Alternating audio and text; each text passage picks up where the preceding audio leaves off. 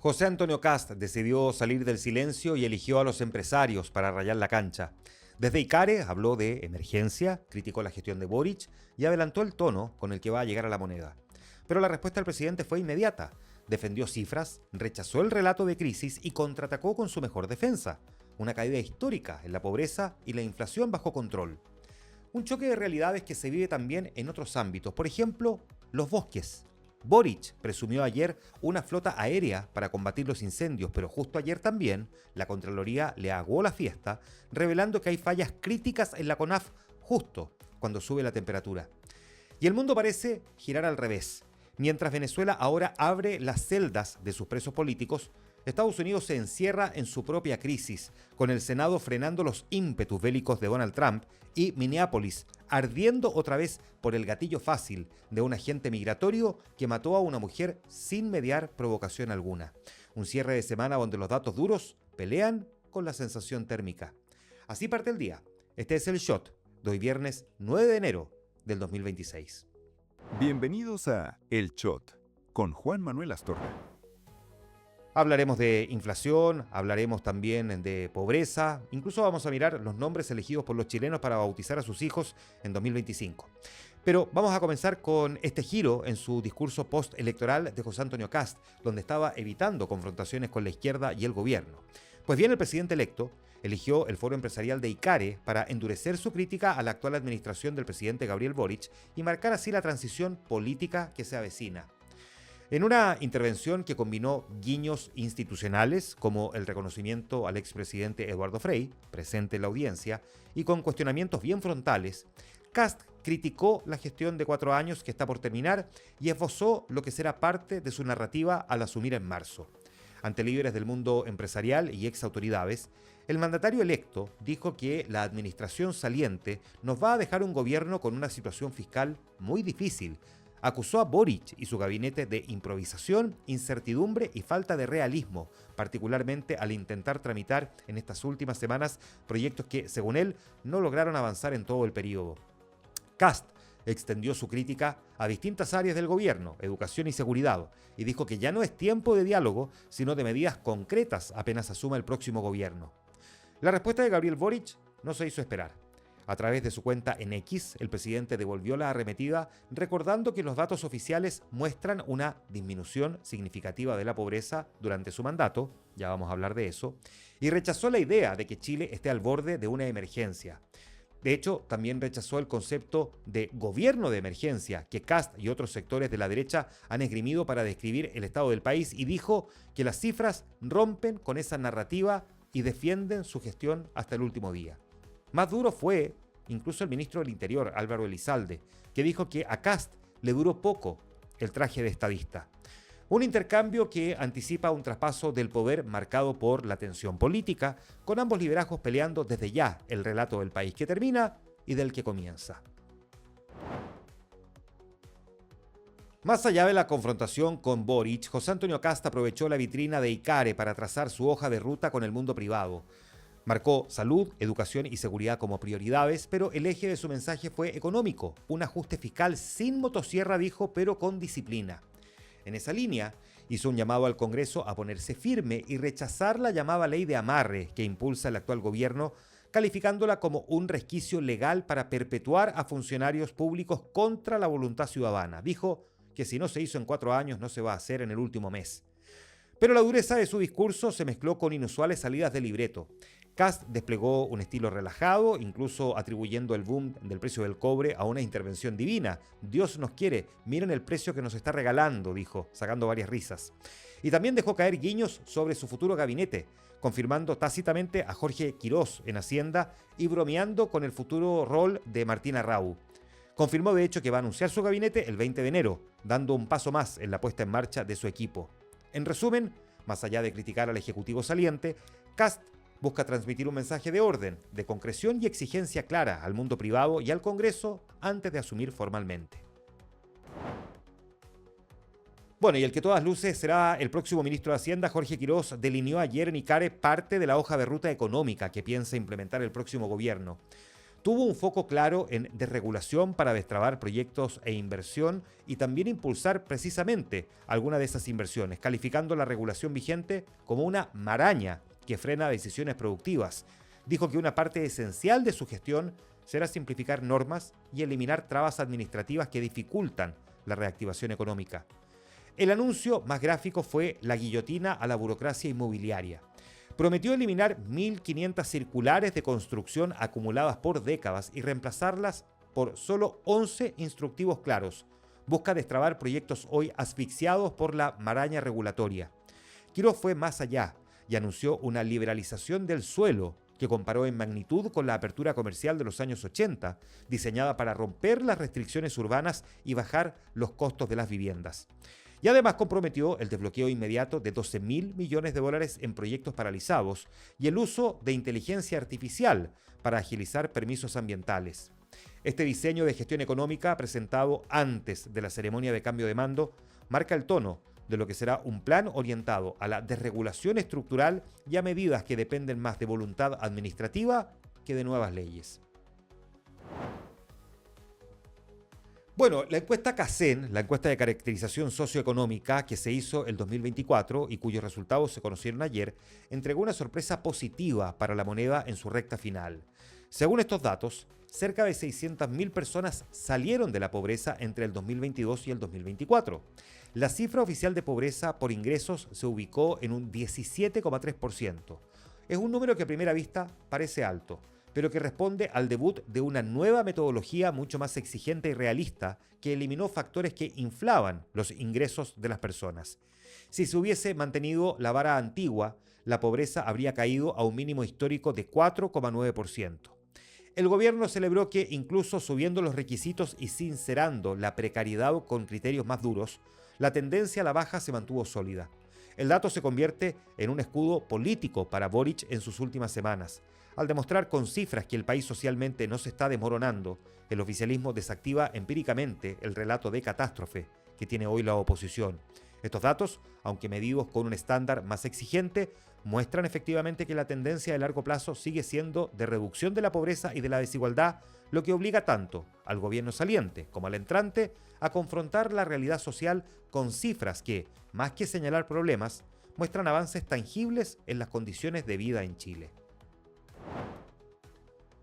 Sumado a las buenas cifras de la CACEN, el bolsillo de los chilenos recibió otro respiro inesperado. El IPC de diciembre sorprendió con una caída de menos 0,2%, rompe la tendencia alcista típica de las fiestas de fin de año y cierra el 2025 con una inflación acumulada de 3,5%. Esta baja, no anticipada por los expertos, fue impulsada principalmente por el transporte aéreo y los paquetes turísticos, que dieron una tregua en sus precios. Sin embargo, no todo bajó. Salir a comer fue más caro, ya que los servicios de restaurantes y hoteles registraron alzas importantes. Este dato confirma el enfriamiento de las presiones inflacionarias, frena el alza de la UF y entrega una señal de estabilidad monetaria clave. El Banco Central respira tranquilo. El fantasma del descontrol de precios se disipa completamente justo antes del cambio de mando y deja la mesa servida para una normalización económica de las tasas en 2026. El presidente Gabriel Boric encabezó el despliegue aéreo para enfrentar la temporada de incendios y mostró la musculatura estatal para combatirlos, con los aviones Fireliner y Hércules. Con un tono de seguridad, dijo que el país está bien preparado, pero que no podemos bajar la guardia. Destacó, eso sí, la millonaria inversión y la baja en la ocurrencia de siniestros respecto al año anterior. Sin embargo, la confianza presidencial choca con un lapidario informe de Contraloría. El ente fiscalizador detectó graves debilidades en la gestión de la CONAF durante los incendios del 2024 y 2025 en la Araucanía. Esta auditoría reveló errores incomprensibles como autorizar quemas controladas ignorando alertas meteorológicas y fallas en el cálculo de costos de combate. Un contraste que tuvo ayer, por un lado, al gobierno mostrando aviones y cifras macro, pero por el otro, una fiscalización confirmando grietas operativas en terreno que pueden ser fatales. La lección es que de nada sirve tener la flota más moderna si la burocracia autoriza quemas cuando el clima grita peligro. La actualidad del país se resume adicionalmente con estos otros tres titulares. El exalcalde de Algarrobo, José Luis Yáñez, fue sentenciado a 14 años de cárcel por los delitos de malversación de caudales públicos y lavado de activos cometidos entre el 2022 y 2023. La sentencia del Tribunal Oral en lo Penal de San Antonio obliga al pago de más de 2.300 millones de pesos por malversación y otra multa por lavado de activos.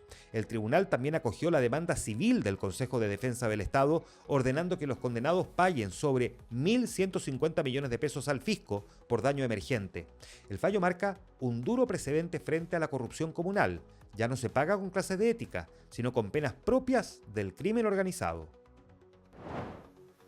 Y la defensa de Daniel Jadwe solicitó una nueva ampliación del plazo de investigación en el caso Farmacias Populares, argumentando diligencias pendientes clave para su estrategia.